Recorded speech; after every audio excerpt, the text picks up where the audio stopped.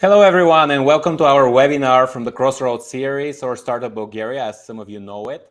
And our conference is now 2 weeks away. There were so many exciting moments. There were so many people sharing. And actually, I don't know if it's the LinkedIn algorithm or something else, but I can still see a lot of reactions and a lot of traction on the social media of people sharing their experience, how great it was, how grateful they are for what we built. Like I like to say, we didn't build it, you built it, right? First, because you came, second, because you participated. We had around 100 teams that joined the pitching competition. Only 40 were selected. One won. Today, we're going to see who that is. We had a hackathon with around 200 participants. One winning team. Probably many teams got awards, but one winning team. Again, we're going to see the prize, or like who won the first prize and what they were working on. And again, there were so many lecturers, so many jury members, so many mentors, and we're highly appreciate the effort of everyone. There were 145 people who stepped out of their activities, daily job, and so on in order to come and work with the startups. So without further ado, I would like to start introducing our guests today. Like I said, San Francisco, big finale, that's the Startup World Cup. What that means, actually, for those of you who know, there is the Pegasus Tech Fund. That's a 2 billion fund. And every year they would organize a Startup World Cup. This is 74 countries as of now that are competing. Every country is nominating the best startup in their region. And these startups meet in San Francisco, and then they pitch. And then the winner gets an investment. The investment is supposed to be 1 million. Last year, the team got 5 million investment. So apparently 1 million is the minimum.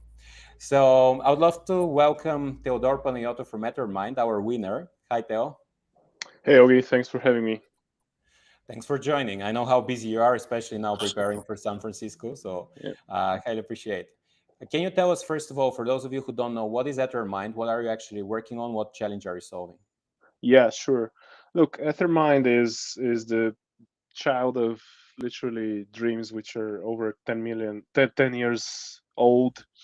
Basically, what we're building is we have a multi-agentic platform which solves a very common issue, and the issue is organizations continually lose knowledge. So people leave, people get married, people have kids, and in all organizations, we've seen that we have those key employees who are like uniquely qualified and they bring a lot of value within our organizations.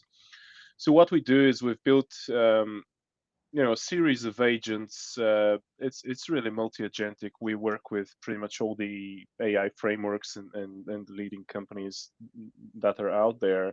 But the end result is that we put our agents within the flow of work of people, and those agents actually advise them and act as if they were some of their best colleagues. That's the end result. But underneath, it's a complex multi-agentic thing. I won't necessarily get into that, but really, what we're building is we're kind of humanizing the agents, which are being built pretty much everywhere right now.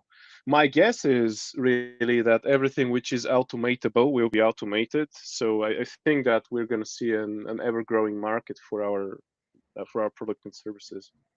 Nice. Yeah, sounds very like a real challenge you're solving, and sounds like it has huge application and huge traction. And I'm just curious because like now talking about, I watched your presentation during the competition, and I know the tough questions the jury asked you and so on. Why do you think did you win? Like, why do you think the jury selected you as a winner? Oof, that's a tough one.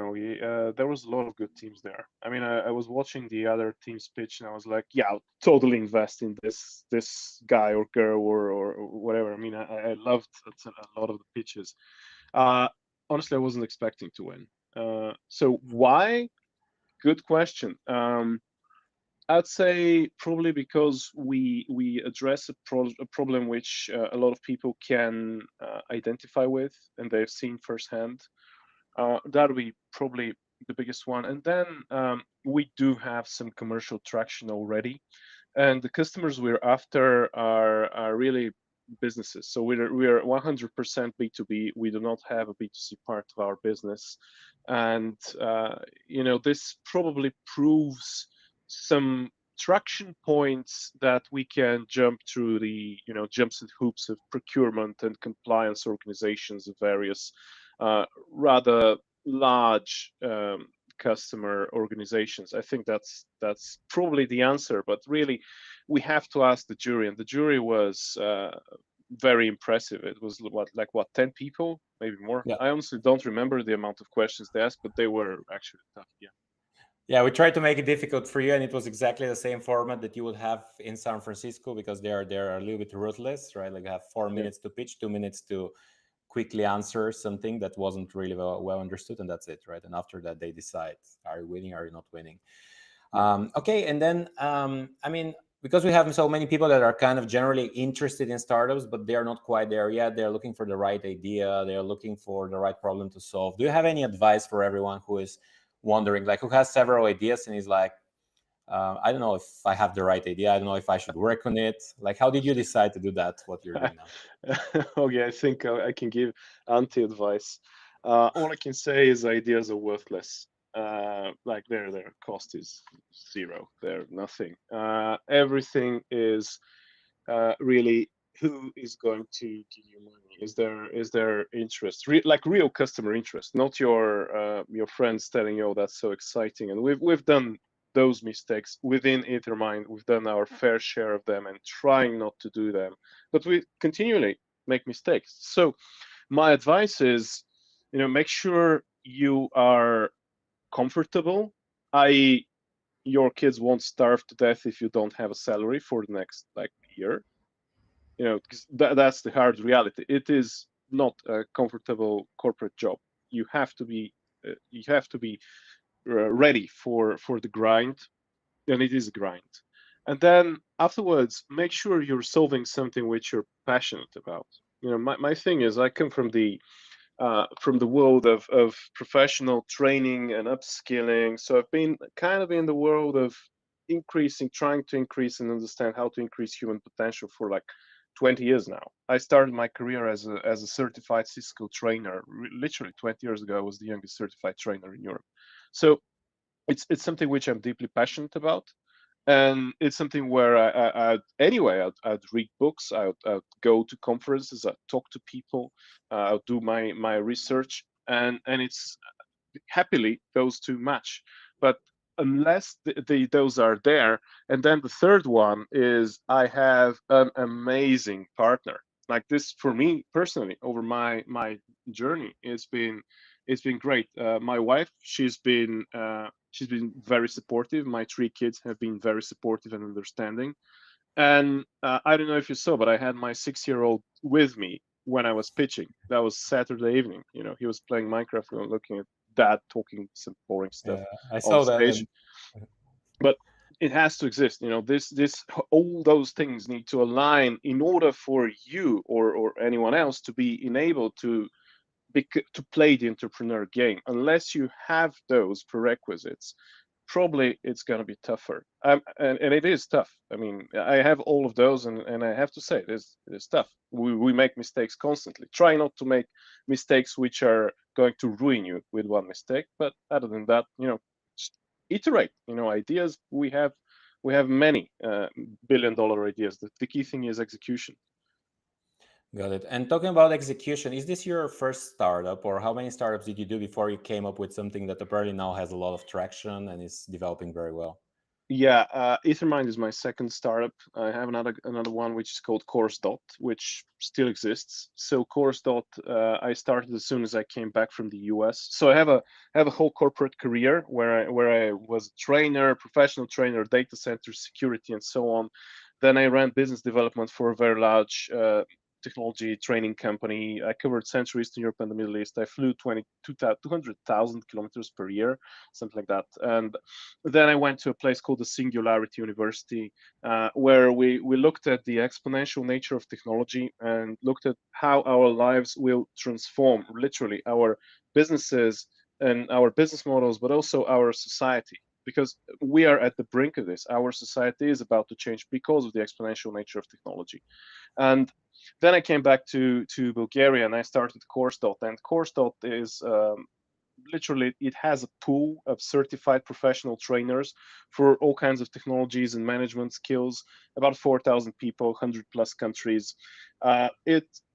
It really survived a lot. I've made my fair share of mistakes over there, but the reality is it's been able to adapt, and the company still exists, and it still has like customers signing up new deals frequently. So it's a very interesting place. But within the journey of course, though, it's been my dream to kind of try to automate the trainers as much as possible. So we did a ton of experiments with IBM Watson in the beginning, let's say 2016, 17. We wrote software for micro emotion, micro expression recognition with some Polish guys. We tried experiments with GPT-3 during the first COVID wave when Course.dot had to fully adapt because we were on-site training and we had to be entirely virtual. Nothing worked. And as soon as OpenAI released GPT-4, it kind of clicked, and we understood that, all right, here's something which can actually potentially be useful if tuned professionally. So that's the time when I did something which is written not to do in pretty much any startup book. So I took out all my savings, invested them within the company, and then took no salary for like, I think, a year and a half, something like that. So that was the start of the company. So unless you're happy to go deep, I'm not saying do the stupid mistakes I did, but unless you're happy to jump and go deep, make sure you do your homework, is what I'm trying to say. And then we've been constantly adapting and iterating since we started. So we started with the idea of building trainers, AI trainers. Right now, what we're building is we call them knowledge agents, which are somewhere within the flow of work. And I no longer subscribe to the idea that A, humans teaching humans is a good idea for anyone who's over 16. I think that AI teaching humans is better. And then B, that learning has to be a separate experience. It has to be within the flow of work. So it helps people and it's contextually dependent on what they're trying to do and tied to their performance rather than putting someone into some, let's say, learning experience which takes 2 days and wastes their time. Sorry for the long answer. Oh no, I love it, and I think I also found out maybe some other reasons why you won, like the skin in the game, the dedication, the passion. I think that's something that the jury has definitely noticed as well, right? Thank you. So I think it was That's kind of useful. you. And now that so the finals are next year in September. I think end of September, first week of October, something like that. I'll let you know once they announce it. But so you kind of have 11 months to prepare. So what's ahead of you right now? Like what we will be doing, except for I guess acquiring more customers. Yeah, that's really the main thing. So, but we're working on several tracks. So one of them is, we're looking at our IP and the R&D and how do we protect patents, trademark, all that stuff. That's happening now. And then on the other end, we're looking at we're raising a seed round right now. So you can actually go on seed.ethermind.ai and talk to me, an AI version of me, which is actually a bit smarter than myself. Not a high bar, but still. And then the next thing is we are, we got to close more customers. We got to show the customer traction. And look, this is a unique opportunity for us because the reality is that the US is the biggest market of them all. Like if you look at the amount of money which is spent on any shape or form of professional upskilling or trying to increase the productivity of people, you'll see that more than 60% is within the US. So that's a pretty good opportunity, and we're the team and us and me are very excited about it. Hopefully we win that one. Hopefully we get an investment. Until then, we should have closed our seed and gotten more customers and be in a much better position to win the US competition. Got it. Well, I mean, like I like to say about this competition, you'll be for 3 days with some of the best VCs from San Francisco. There is normally someone from Shark Tank in the jury. So even if you don't get the 1 million, I think it's not a bad room to be in. So Yeah, for 3 days, I think you could get enough connection, enough funding, right? totally. Great. And then, I mean, generally, I like to ask almost everyone that is dealing with AI and AI solutions about the future, because I think right now everyone's asking kind of what's coming with this AI. Are humans going to become useless? Are they going to have assistants? Kind of what's your take on that? Yeah, okay, that's the multi-trillion-dollar question, isn't it? Look, there's no question that there's a bit of a how do you call it? You could call it a circular economy of companies investing into each other, pumping each other's valuations. If you look at the market over the past few weeks, that's there. That's a given.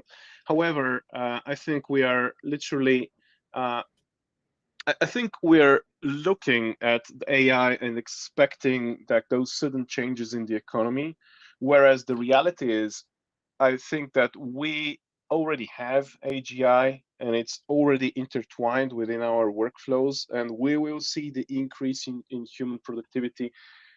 It's kind of hidden, but it is going to be there. So I don't expect us to have like those breakthrough moments where you 10x productivity or something like that.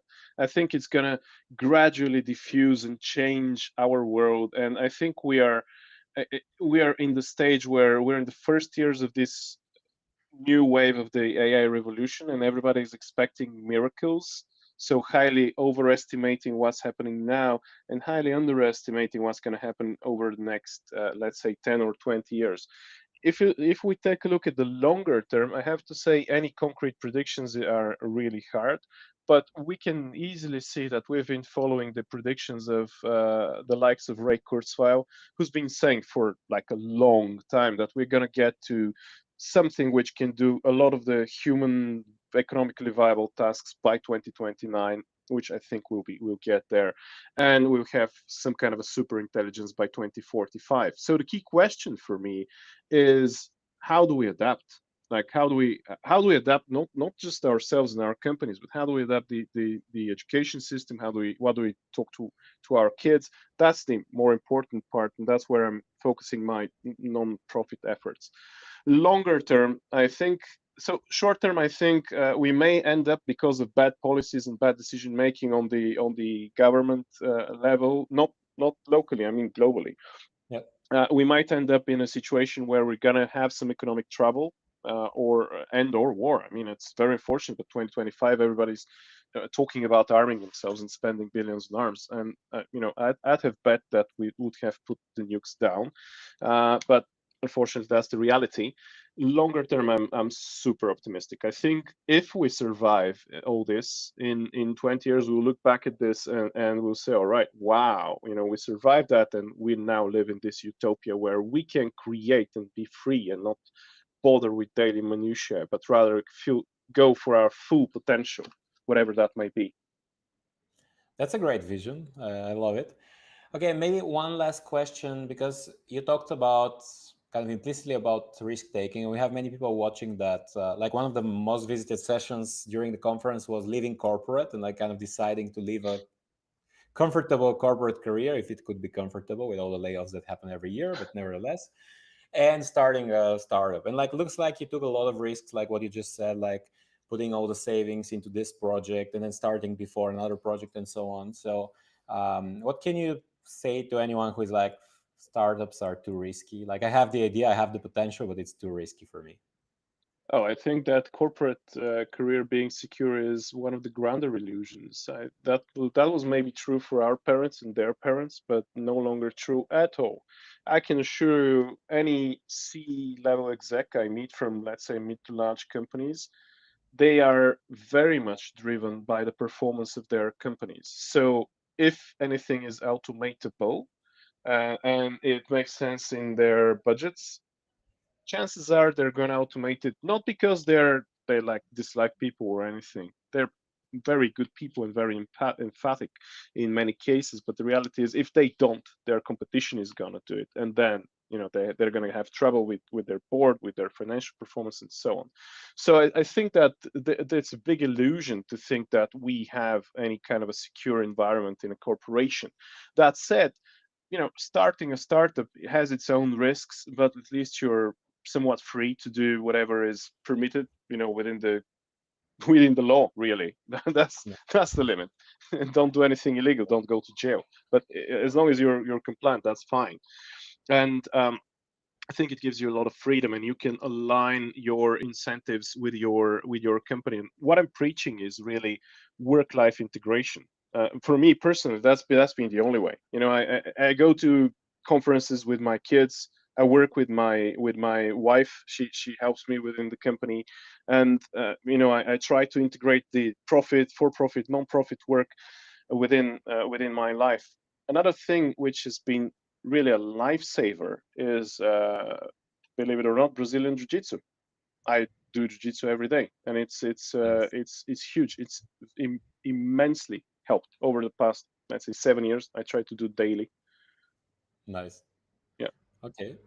Very good tips. Thank you, Theodor. And I heard some jury members after you won, like saying that actually now your company is very investable because they know that you have this huge milestone next year in San Francisco. So, and like I said, it's 1 million officially, but from what I've seen in the past years, it's always been more than one. So I'll be looking forward to see the developments of next year, of the next 11, 12 months. Let's see how it yeah, goes. But wishing you a lot of success, and we see each other at the latest San Francisco, and after that at the next Crossroads edition, so that you can tell us what happened there and what did you do. All super. right. Thank you very Thank much, you very Taylor. much. Thanks. Thank you. Have a good day. Cheers. You too, bye. Okay, Bye. now we continue with the AI hackathon. There was AI hackathon. Around 200 people were actually went through an entire very interesting journey. Friday they had to mix and match. Saturday they had to hear some lectures from the innovative companies we collaborated with. One of them was SAP. We had Wiser Technology. We had GraphWise. We had Iris AI. We had Hyper Science. Of course, Team GPT, they kicked off Ilya from last year. Actually, they created the hackathon last year. This year, we co-organized it. So today, I've invited our one of the members of the winning team, Danitsa Kostova from SAP. Hi, Danitsa. Hi. Thanks for joining us. I can imagine how busy you are. I mean, I watched your presentation there 2 times actually at the pre-rounds, like where they were selecting who's going to win, and after that in front of the jury. So I found what you're doing pretty interesting, pretty complex. Can you tell us a little bit, what did you build? What is it doing, and what's the value that it brings? Okay, so what we tried to create is, I'll start a little bit before that. So I really like going to hackathons. I think that they have a very good balance between having certain limitations and then allowing your creativity.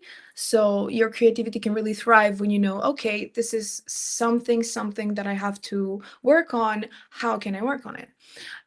So every time that I go to a hackathon, I have this secret formula that is to always go backwards about the issue. So when you have a limited capacity of time and a limited capacity of members that you work with, we always start with the domain knowledge first. So when we have a concept, so okay, we want to build something with AI. That's the beginning.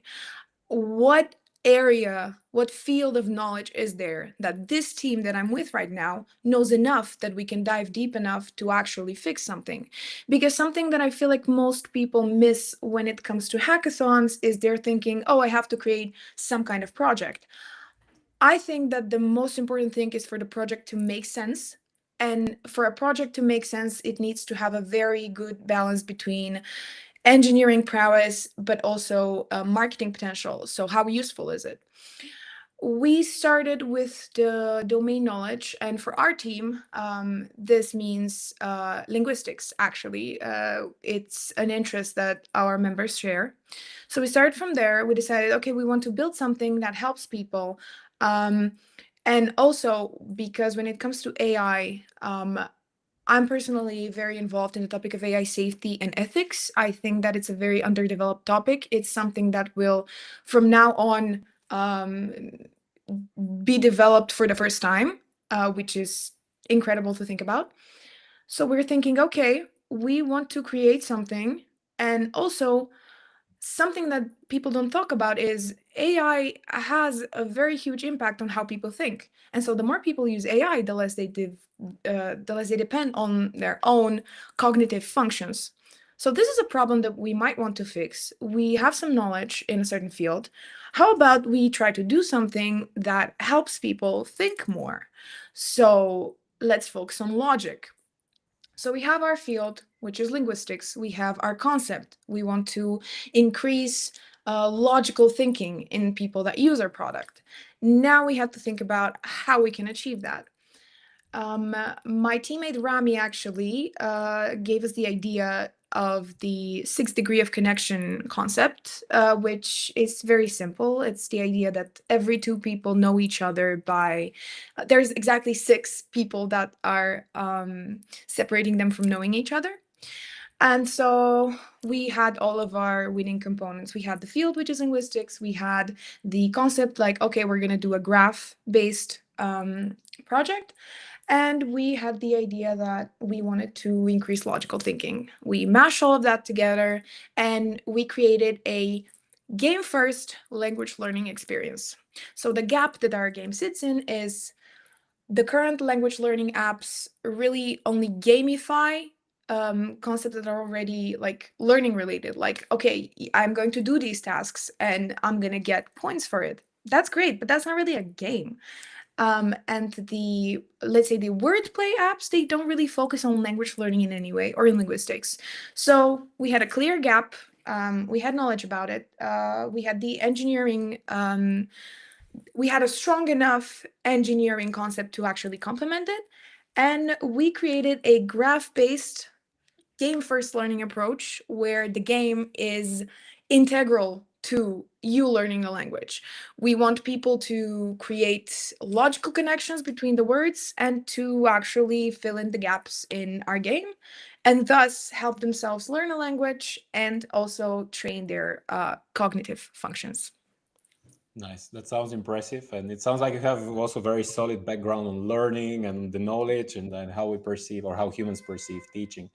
But I mean, one question, because I'm not pretty sure I remember that correctly, but how did you choose your team? Like, did you come with your team or did you meet the people there and did you form a team?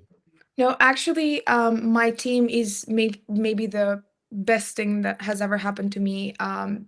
These people, the 4 of us, actually, we go to hackathons together. Okay. We have been doing this for, I think, more than a year. And we have very good understanding. They're all brilliant people. They're incredibly intelligent. They're incredibly driven. I absolutely love every aspect of working with them. I think that's one of the most important things when you work with someone, to respect them as a person, but to also be respectful in your interactions with them. So we know each other from university, actually. We're in the same group. We study software engineering at Sofia University. And we have been doing this together, so we know very well each other's strengths, each other's weaknesses, and that's how we came to work together. Got it.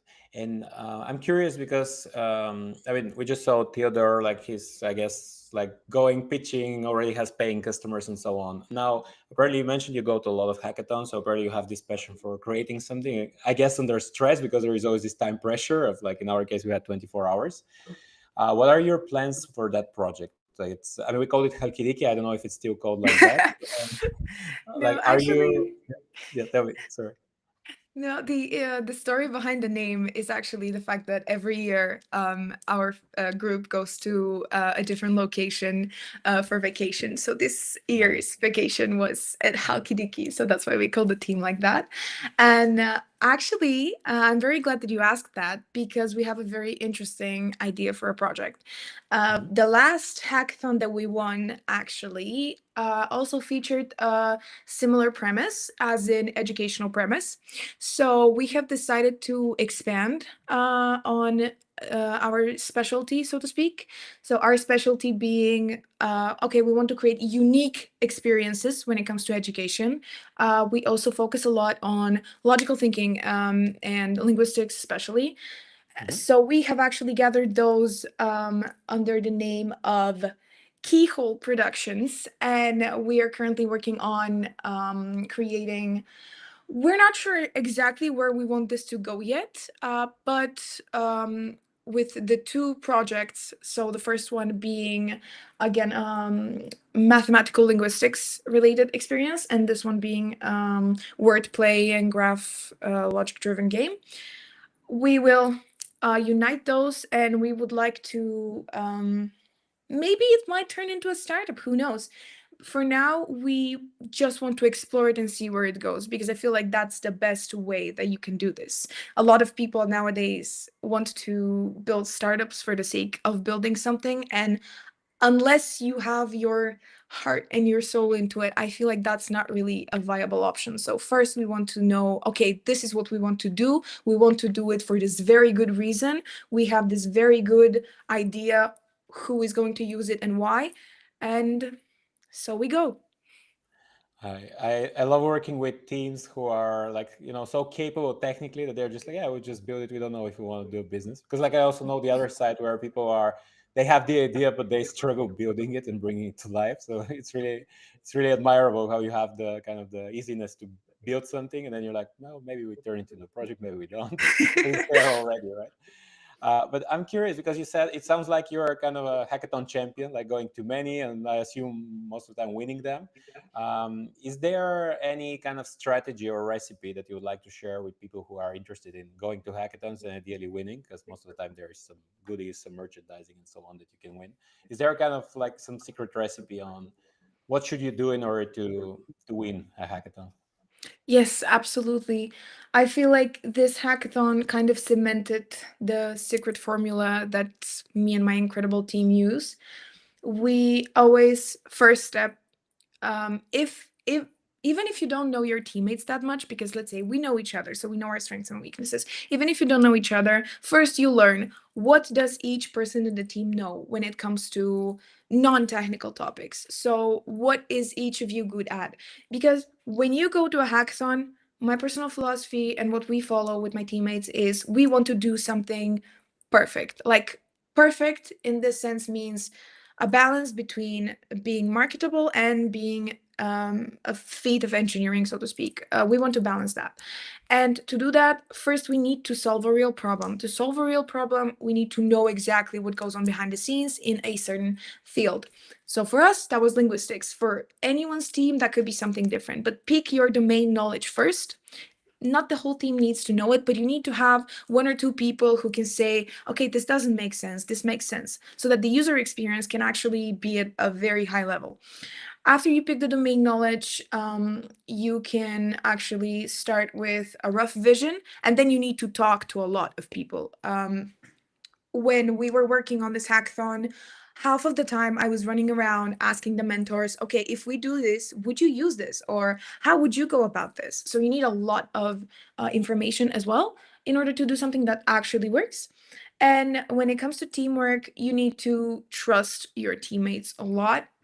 Something that makes it very easy for me is I know that these people want the same thing that I do.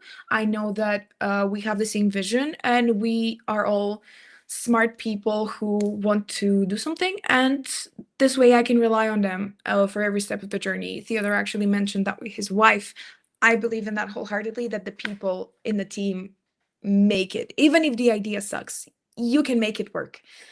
So Nice answer. And okay, so like really good recipe. So apparently we have to have the domain knowledge. The team is very important, and then like constant feedback so that we know what you're building actually resonates with what people will eventually use. Great. So I mean, from what I understand, it's not a clear plan. Like if people can start using the solution, like you're still not sure if it should be a startup, monetizing it, and so on. I mean, have you discussed with the team after that, like, I mean, kind of what's next for you? Is it going and winning the next hackathon, or is it more like kind of trying from everything you've built so far, trying to I mean, even if you donate it for educational purposes or something, like even if you decide not to make a business out of it, do you have any plans? So we have talked about this actually. We try to go about this step by step, instead of going too far and then losing ourselves somewhere along the way. The first step for us is to deploy the app. We have actually a few more pointers that we want to add to it to make it 100% um, an experience that people will use, because we saw that we could have done some more, but when you have only 24 hours, 48 hours to work on something, some things are bound to pass you by. So we want to deploy it, and then we would like to create the project as just a project, not, let's say, not a startup yet. But we have spoken about a monetization strategy. We have spoken about the potential way in which this can go. For now, we have a name and a dream, And we also have a lot of hard work ahead of us, but I think the team is very, very driven to actually make this work. And we honestly can't wait to see what's ahead of us, really. Great, Danitsa. I mean, I'm also looking forward, and who knows, maybe next year we see you on stage, this time pitching for San Francisco. I mean, I'll be keeping my Hopefully. fingers crossed. You have 1 year to prepare. Like from what we heard, you have to have a little bit of traction so that you're a little bit more impressive to the jury. I mean, you're already, I watched your presentation. Like I said, it was already very impressive, but I think for the San Francisco step, they might be looking for some revenues, right? So great. Definitely. Wishing you all the best with the team. I mean, I know that you got some from our sponsors. You got some awards. Like there was some gearing equipment from Ardes. There was cash from Launch Hub, which I assume that maybe it's already well spent. I also know that from Puzzle you got a co-working access for, I think it's even 3 months, so that you can finish the idea. Are you planning to actually continue gathering with the team? I mean, it looks like you know them very well and you're gathering either way. But like, are you planning to kind of like sit down and really build what you couldn't build in the 24 hours? Absolutely, 100%. We will take good care of our puzzle co-working voucher. We would like to really sit down, really take it all in, because I think that we can balance very well between, okay, we need to do this now. We want to get this out so that we get the feedback from it, but we also want to do it right. We want to do it well. I think that one thing that maybe sets us apart in some way is that we like to do things differently when it comes to, especially to competitions, but to projects in general. If some Whenever we have an idea, we brainstorm and we think, okay, is someone else going to do something like that? And if the answer is no, then we go ahead and do it. And I feel like staying over at Puzzle and really brainstorming the last details, fixing them up, and then deploying this and then seeing where it goes, I think those are the next steps for us. Great. Okay, thank you very much, Dan. It's a Thank you. pleasure to have you here. Keeping my fingers crossed, and hopefully see you next year as well. Thank you very much. Thank you. Okay, Bye. now we thank you. Bye. And now we go to the new chapter we have in these webinars, which is introducing, kind of putting a spotlight on a new startup that's launching their product or are just about to launch. And today we have Denis, who is building a very interesting app. Again, I mean, it feels like this webinar should be called Learning, Education, and everything else, because like looks like today this is the prevalent topic. Hi, Denis. Hello, Good to Oggy. hear. Thanks for having me. Thanks for joining us. We actually met at the Crossroads conference, which is one more proof that our conference connects people that maybe have ideas and maybe can kind of collaborate in the future. So highly appreciate that you're taking the time to be here with us. Tell us what you're building. What is the value from what you're doing? Okay, so our mobile app is called Donna. Imagine you're in university and you open the big textbook, but instead of endless text, you receive small sentences with a lot of images. And these images are simple, but they actually make sense for us. And that's Donna. That's the point of Donna. If you use Duolingo, it's a bit like that, but instead of languages, we're focusing on topics that people often tend to overcomplicate, maybe like psychology, marketing, business, and finances in the future. And our point is we'll break them into small, very specific lessons um, that you can finish actually from 3 to 5 minutes. Each lesson takes no more than 5 minutes. Each lesson begins with a short article. It's around 5 sentences and 4 images. And then you make a quick quiz around 8 to 10 questions to make sure that you remember what you've learned. That's actually done. Okay, sounds like a very practical way to distribute new knowledge to someone and then check if they really master it. Because I remember we were working with one company that was doing trainings and they were saying that their tests are actually very difficult because that's the only way to make sure that someone really paid attention and tried to understand. Okay, I'm curious, like, well, are you going to the direction of B2C or is it B2B? Can I use it or should my company buy it for me? For now, we're going in the direction for B2C. Our target audience is people from 16 to 26 years old, but you can use it as well. It's not a rule or something. That's our focus. I sense some discrimination here, yeah. No. We want to test what will happen because this is our dream scenario, but we're open to make some pivots if it's needed. Got it. And how can we use it now? Can each of us go and download it right now? Yeah, it's available only for iOS for now. I'm sorry for all the Android people. In the next month, we'll release it there. But you can type Donna with one N app in the App Store. You can download it. The icon is a blue cat on a black background. You'll see it. Maybe we can, after that, when we're posting the webinar, we'll share a picture and maybe the link to the registration. So if someone wants to try it out, they can download it. That would be nice. Okay, and kind of what's the, because you mentioned several topics like psychology, marketing, business, and so on. So is it, I mean, are you planning to build more sectors? Are you just first going to try to really like get a, let's say, some traction with these ones? What are the plans for the I future? think for now we'll try to perfect these topics. And then we'll try to add more courses and more interesting things. Great, got it. And because I mean, I assume, or at least that's what was happening with Duolingo many years ago, that everyone was like, okay, I'm already C2 or C1 or B1 or whatever, right? Like levels, but eventually I don't have a certificate for that. So are you kind of, I mean, is it just going to be, okay, whoever wants to learn, learns, and that's it? Or are we going to try to somehow certificate the knowledge that I'm getting from there? Our mission is, for example, now you start to do graphic design. You're a complete beginner. You know only that red is red and yellow is yellow.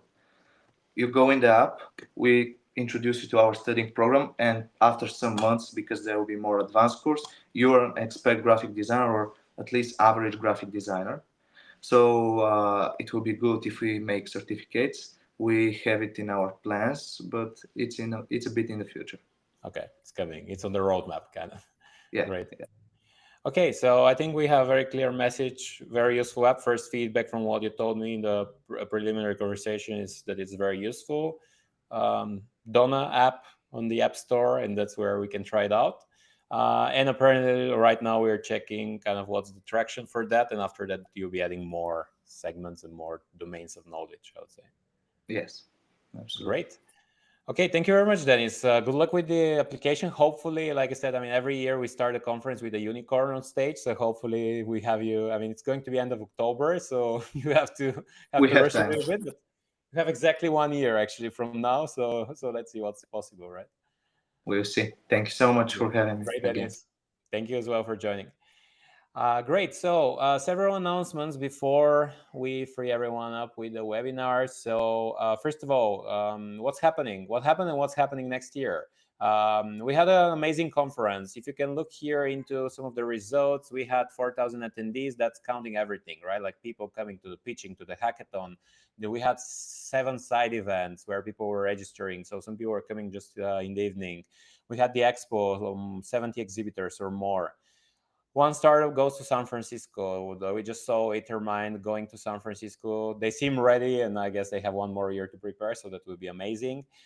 We had 40 pitches. It was tough. Like we had so many members of the jury, like rotating for different sectors, because we would normally select the right people for a particular vertical, so that they can decide which startup has the right potential. And then we had the grand jury deciding who the final winner is.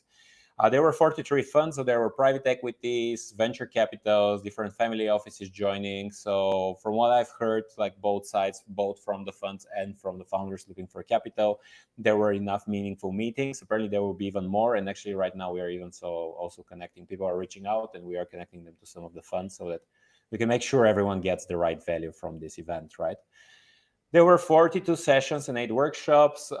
Thanks to everyone who filled out the survey. We got, I think, 4.7 out of 5 in satisfaction survey. So I think that's amazing. I mean, apparently there are some things that we can do better, and we are taking the feedback. And for next year, we'll do it even better. And like I said in the beginning, 146 people joined as a speaker, as a jury, as a mentor. There was an idea lab that was also very successful. I heard, again, from both sides, both the mentors said, well, there were incredible people with incredible ideas. And I also heard from some people that this was actually very useful and they actually managed to get a very good feedback on their idea. And like I said, the AI Hackathon, a lot of teams competing. There were 18 teams that made it kind of to the final rounds. And then out of that, we had to select only 10. They pitched to the jury and you just saw the winning team. So very good, very exciting days. We keep getting a lot of feedback, a lot of positive feedback. There is a lot of comments that we our team realize we have to address for next year, but we know that we work very hard on it and we're going to do it. What are we doing when we are not doing a conference? I keep getting asked that one. So first of all, we launched the Venture Center. We already have first startups that we are working with. We normally support with sales, marketing, strategy, kind of personal coaching, everything that you need as a founder in the early stages. We tend to work with people who are kind of working already on something. I mean, kind of they're either they got financing or they work on their own job, and like we're helping them. And what we do is every 3 months we would evaluate together if it makes sense. Like if now they got that traction that apparently is enough for them to say, okay, I'm taking the risk, I'm leaving everything, and like we just heard from Theodor before that, going all in and making it a success.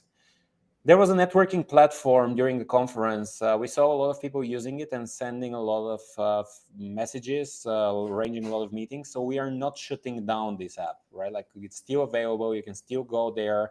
You can still find the people. You can still, I mean, apparently what you do there will be a catalog and you can just see the social media profiles that people decided to add. So you can go and find them on social media, 100% GDPR compliant, because eventually people put their LinkedIn profile because they want to be found on LinkedIn, right? We do these webinars, as you've seen. We had many of them that we are using throughout the year. We had a very good session with JJ for PR for startups. She was teaching us when is the right moment to start, how do you approach it, what's the budget and everything. Earlier this year, we had Pala from ING. He was teaching us what to do in terms of products, how do you start, how do you build a product, and so on. Boris Milev from Uptumbu was also our guest 2 or 3 weeks ago. He was showing us all the benefits, like social perks we can introduce for employees. Very, very useful. And we'll keep doing that throughout the year because I think it makes sense that we disseminate knowledge and that you can get some access of more opportunities. We also have our academy. So 3 things we are teaching now. Last year we started with sales. In the meantime, we have sales. We have building businesses, so startups. How do we create the startup? And we have the AI mastery. This is mainly targeting non-professionals, like non-technical professionals. So if you want to learn AI, if you want to learn how to build some small tools that help you in day-to-day work and save your time, make sure you check our page. It's both on the startupbulgaria.eu page and also on the crossroads.com, on the revenuesfactory.com. That's where you can find it. Once again, huge thanks to our sponsors, amazing companies that apparently are visionaries. They see the need for what we do and they supported us. We highly appreciate everyone taking the time, some of these companies were mentors during, came and met the startups. Some of them were supporting in other ways. We had so many exhibitors. Everyone was very happy to kind of be there, network with the others and so on. We had so many companies even coming from abroad. We had the Hong Kong Invest. We had people coming all the way from Singapore, from the US, North Macedonia, and so on, right? So we highly appreciate every company that collaborated with us on making this true. And we are already planning for next year. So if you somehow want to get involved for next year, if you want to join in any capacity, reach out now. We are trying to get the planning as, let's say, as German efficient as it could be. Please reach out and make sure that we can discuss and we can think of what's the best way for you to join the conference next year. Talking about next year, 2 things are clear. It's going to be in Sofia next year and it's going to be in the autumn, most probably October, most probably very close to the days that we had this year. Bear with us for, I would say, a couple of days, maybe next week, and then you will get the answer. Right now, we still have the early bird for next year, so that's kind of where you show that you trust us. We don't have the date, we don't have the location, but one thing is clear: we are going to give our best and put a lot of energy into making the best experience for you next year. So if you trust us, get your ticket right now from our store, from our page, startupbulgaria.eu. That actually means that, like I said, prices are right now very heavily reduced, like I said, because right now you don't know where it is, you don't know what it is, you don't know when it's happening. So if you trust us with that, that's where we actually want to award you for that trust, and we are reducing the price heavily. Most probably we are going to keep that for a week or 2 more, and after that we are going to kind of enter into the normal cycle of events, ticket sales, so to say. So hurry up if you want to do it, if you trust us, if you're sure that this year you're coming again. because you loved last year, because it was useful, because you were curious what it's going to be. Right now, startupbulgaria.eu is the place where you want to go and secure your ticket for next year. So that was everything. Thank you very much for joining us in this adventure. We see more and more people joining. It's increasingly rewarding to see all the startups that are building, all the winners we have, to see how they are proceeding after that into forming startups. It is amazing. We thank everyone. And like I said, it's not that we do that event, we do it for you and with you together. So each of you is very valuable to us, and we highly appreciate that you trust us and that you join us in this adventure. Thank you very much, and I'll see you very soon, already next week, with the next topic we're going to have. Thank you.